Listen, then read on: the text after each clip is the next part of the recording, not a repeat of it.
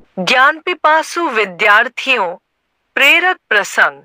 ज्ञान पिपासु विद्यार्थी। एक गुरु के दो शिष्य थे। एक पढ़ाई में बहुत तेज और विद्वान था और दूसरा फिसड्डी। पहले शिष्य की हर जगह प्रशंसा और सम्मान होता था, जबकि दूसरे शिष्य की लोग उपेक्षा करते थे। एक दिन रोष में दूसरा शिष्य गुरुजी के जाकर बोला, गुरुजी, मैं उससे पहले से आपके पास विद्याध्ययन कर रहा हूँ, फिर भी आपने उसे मुझसे अधिक शिक्षा दी। गुरुजी थोड़ी देर मौन रहने के बाद बोले, पहले तुम एक कहानी सुनो। एक यात्री कहीं जा रहा था। रास्ते में उसे प्यास लगी। थोड़ी दूर पर उसे एक कुआं मिला। कुएं पर बाल्टी तो थी, लेकिन रस्सी नहीं थी, इसलिए वह आगे बढ़ गया।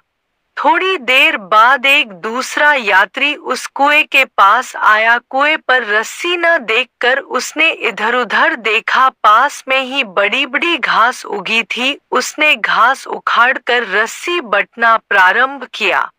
थोड़ी देर में एक लंबी रस्सी तैयार हो गई, जिसकी सहायता से उसने कुएं से पानी निकाला और अपनी प्यास बुझा ली।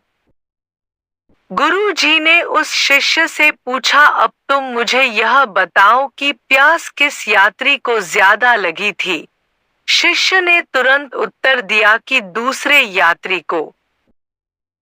गुरुजी फिर बोले, प्यास दूसरे यात्री को ज्यादा लगी थी। यह हम इसलिए कह सकते हैं क्योंकि उसने प्यास बुझाने के लिए परिश्रम किया। उसी प्रकार तुम्हारे सहपाठी में ज्ञान की प्यास है, जिसे बुझाने लिए वह कठिन परिश्रम करता है, जबकि तुम ऐसा नहीं करते।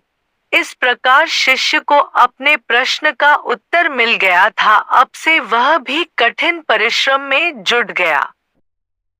इस प्रकार की सभी व्रत की कथाएं और कहानियां सुनने के लिए कृपया आप अपने इस YouTube चैनल को लाइक, शेयर और सब्सक्राइब करें। धन्यवाद।